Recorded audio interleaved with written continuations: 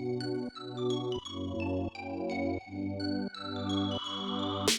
name is Samantha. I'm 35 years old and I identify as a lesbian, transgender woman, and my pronouns are she, her, hers. I can actually remember when I was 7 years old, sitting in my bed at night and dreaming or going to bed wishing that I would wake up as a girl. That's some of my earliest solid memories of it, but looking back now, there were even signs before that, just in some of the interactions with my sister growing up, where I felt more aligned with her than I ever did as a boy growing up. And by the time I was 9 or 10, I sort of had this underlying feeling that this is something that I was dealing with. And I was afraid of it. I was really afraid to address it. I was afraid to bring it up to anyone else.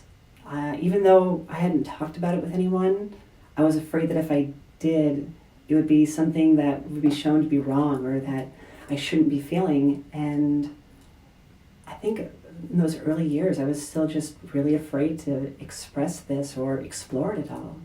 I think I learned what being transgender was, unfortunately, from a really bad source of information. I was growing up in the 90s primarily, and I think the first time I heard about it was in Ace Ventura. That Jim Carrey movie that came out in the early 90s was the first time I'd ever really seen a trans person portrayed in the media. And that person was portrayed as the villain. And unfortunately, as I was growing up and I was a teen in the 90s, it didn't get much better. The only other time I saw trans individuals were on episodes of Jerry Springer or occasionally on episodes of 2020 or Nightline, where again, trans people were mostly cast as people who were deceiving other people or troublemakers. And that wasn't me. That I knew that wasn't what I wanted. I didn't want to be some highlight on a talk show. And if anything, that just sort of scared me even deeper into the closet. So I didn't really cross-dress a lot in this process. I was afraid. As a kid, I was terrified that someone would find out, and I really avoided it for a very long time.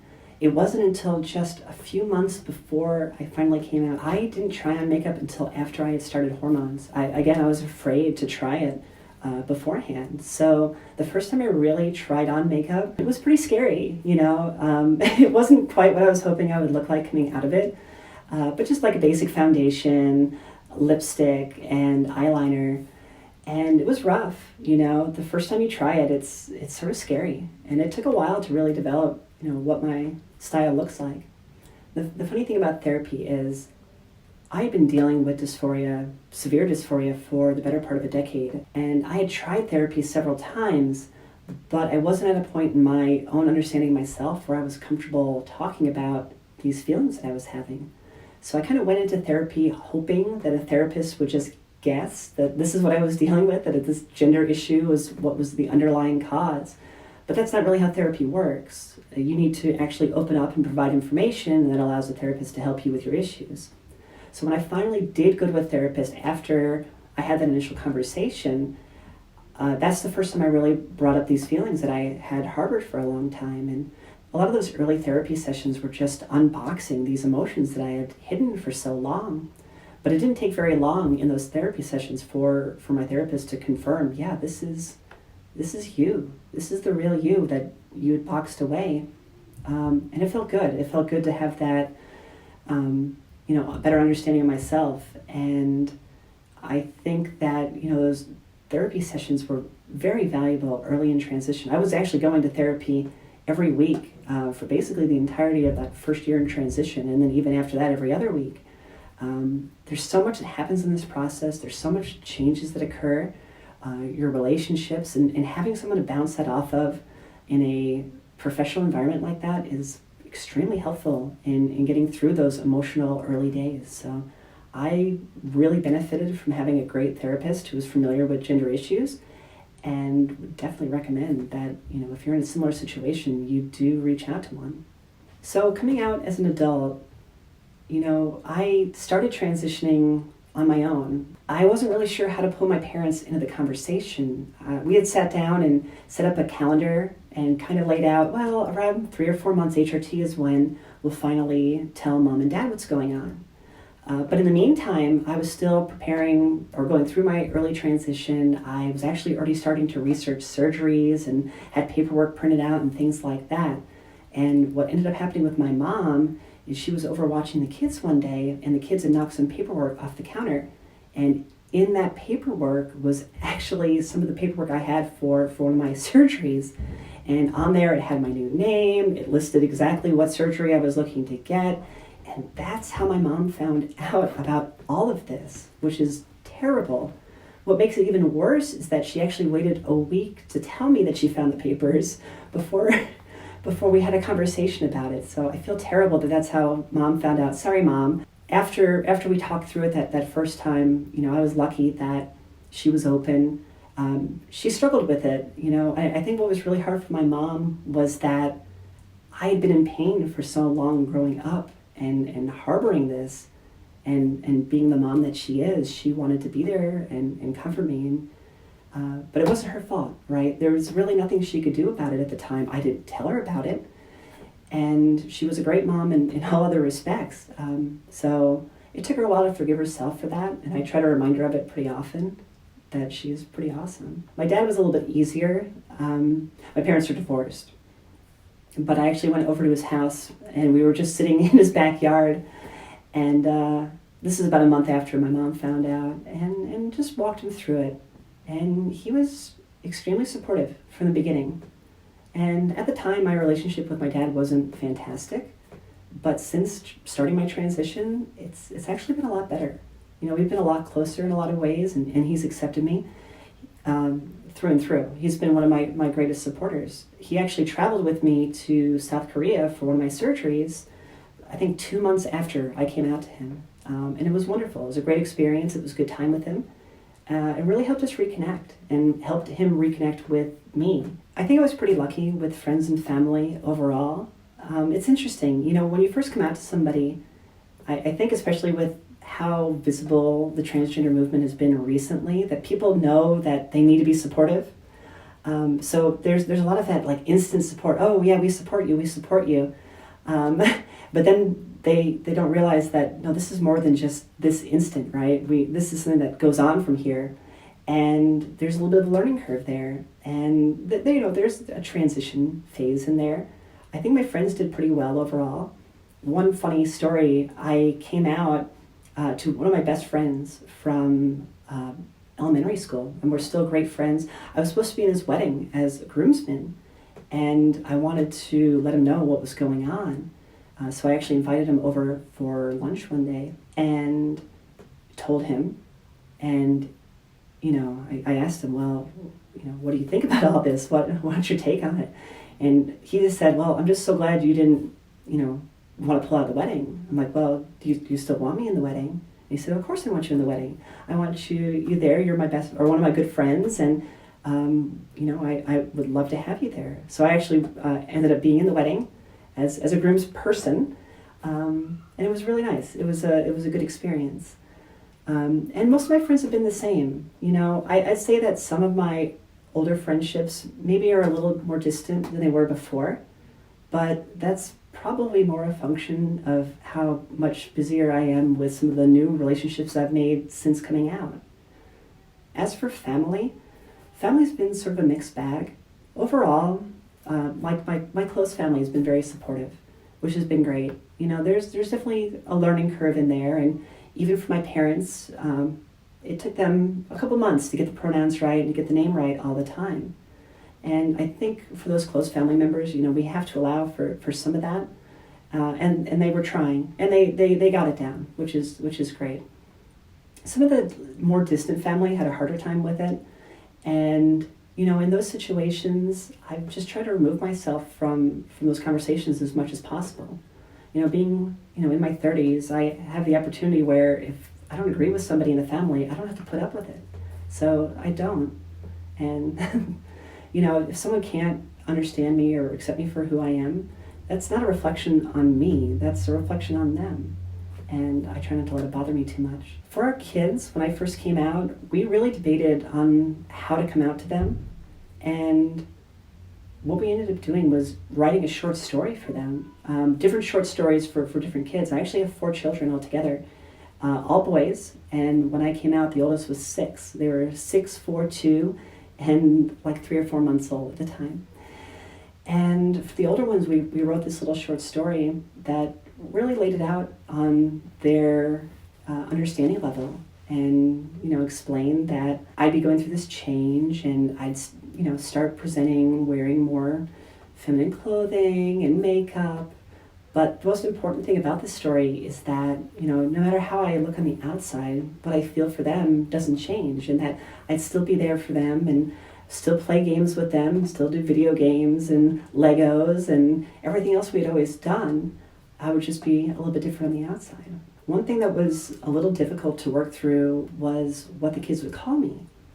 And I really struggled with, the old name. I didn't think that I could use that. It didn't feel right at all. I mean, what would my kids call me in public if they called me daddy or something like that? What would that do? But I mean, I couldn't deal with that old name at all. And at the same time, though, she carried these kids for 9 months, gave birth to them, and she was definitely mom. I didn't want to be some made-up name. I wanted to be a parent in full regard to our kids. And I think over time, as we talked through it and walked through it, we kind of came to an understanding on it. This wasn't me trying to take her role or anything like that, but I'm a mom too. And so what we finally decided on was that she would keep the name Mom, and I would be Mama to our boys. My oldest son was one of my earliest, best supporters. We told him, and within a week and a half, he was right on the name, right on the pronouns, and has not messed up once since then. He's my biggest supporter. And if anyone does happen to use my old name or wrong pronouns, he is on them. So they're on board. And all kids want is loving parents. That's what kids need. That's what they thrive on. And if anything, I've been able to be a better parent through this process because I'm not burdened with that depression and sadness that I had to carry for so long. And that sadness carried over into our life at home as well. I'm way more engaged as a parent than I ever was before. I'm more emotionally connected than I was before. And for me, for the first time, I really feel like the parent I was always meant to be. So my first step in transition was reaching out to a therapist and starting that process, because to move forward with hormones and things like that, you do need a therapist in most situations to get you that prescription. You need a letter of recommendation, basically, you can take to a doctor. So I was working with my therapist and was able to get that letter, found an endocrinologist to work with me, and I started hormones about a month and a half after I came out. I moved pretty quick through my transition because I think I had sat on it long enough. I knew this was the right way forward, and I didn't want to waste any time.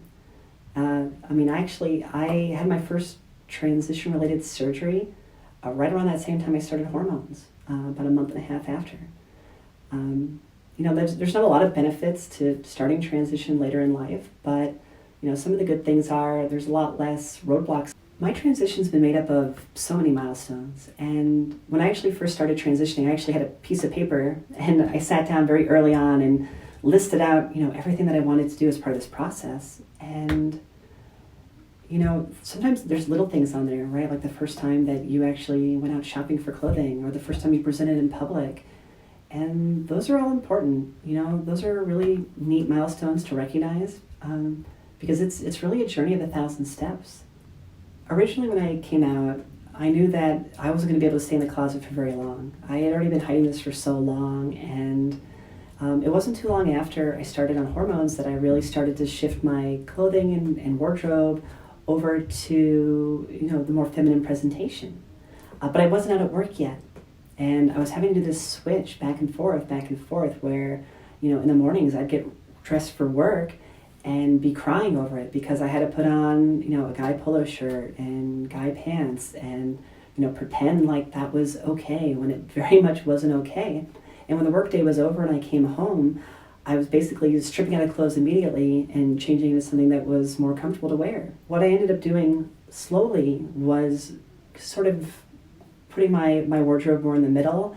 I switched to more like flannel clothing and skinny jeans and bought sort of andro shoes to wear to work and just slowly started my transition towards full-time. And it was sort of interesting that one day I kind of woke up for work and I realized, well, I had switched my flannel from a guy cut to a girl cut shirt. I was wearing girl jeans. I was wearing Chuck Taylors, and I'm not wearing any guy clothes at all. So one of those first really authentic moments that I felt was when I realized that I had basically gone full-time without ever saying that I was going full-time. When you first start presenting in public, there's sort of this awkward phase early in transition where you're still trying to figure out, your looks and your style, and you're kind of waiting for hormones to do their thing. And I think that was pretty tough because you're very visible. You're visibly trans at that early phase, and there's a lot of eyes on you.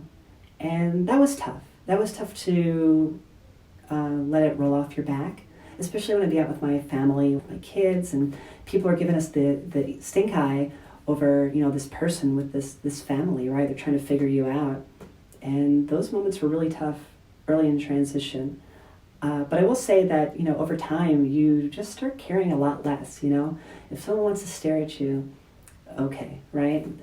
It's kind of funny that, there's nothing else going on in their lives that's, more interesting than staring at a stranger, but, so be it, right? As long as I'm good with who I am, I'm not worried about it. At this point, I pretty much consider my transition complete. There are still some things I'm working through internally and working on, self-love and things like that and acceptance, but I don't have any more surgeries planned or anything like that going forward. And as for going forward in my own life, I have really enjoyed the advocacy work that I've done in the community. Here in town, I'm on the board for an organization that works with the transgender population here in town. I've been really vocal online and visible there. I actually host a TV show on YouTube called Trans IRL that discusses trans issues with other people in the community or our allies.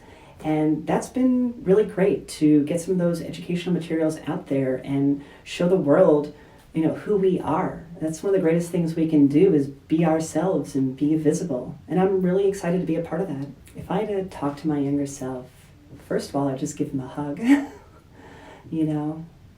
For all the years of suffering through what I suffered through, it's sad to look back on that I waited so long before I finally felt like I could talk about this. I would tell them to be patient because there's some goodness coming your way. For young people that are going through this, I think the greatest thing that's come out of the last couple of years of social media is that you're not alone. And you're not alone. If you're watching this, you're not alone. And there are so many other people out there that support you and love you and will love you through this process. And know that although things may not be easy right this second, you will get through this and you will be okay.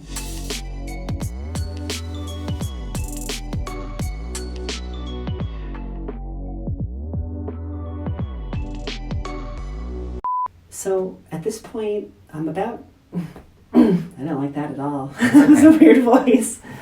It's like a weird rattle in there. All right.